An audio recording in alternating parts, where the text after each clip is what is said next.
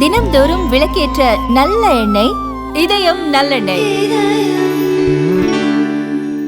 Tesla நிறுவனத்தின் மின்சார காருக்கு இந்திய சந்தையில் நினைத்த வரவேற்பு கிடைக்கவில்லை என்ற தகவல் வெளியாகியுள்ளது.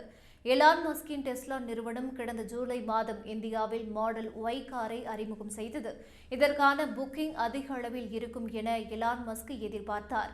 ஆனால் 600 கார்கள் மட்டுமே இதுவரை ஆர்டர் செய்யப்பட்டு உள்ளதாக தகவல் வெளியாகியுள்ளது.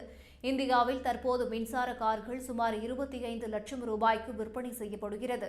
ஆனால் 69.75 லட்சம் ரூபாய்க்கு டெஸ்லா கார் விலைக்கு விற்பனை செய்யப்படுவதாக கூறப்படுகிறது.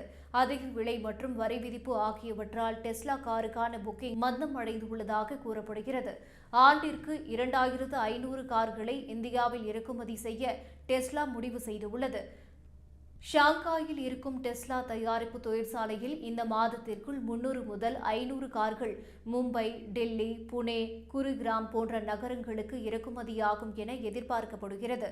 டிரம்பின் வரி விதிப்பால் 2025ஆம் ஆண்டு முதல் 2 காலாண்டில் பிரீமியர் மின்சார கார்களின் விற்பனை 5% மட்டுமே அதிகரித்துள்ளது.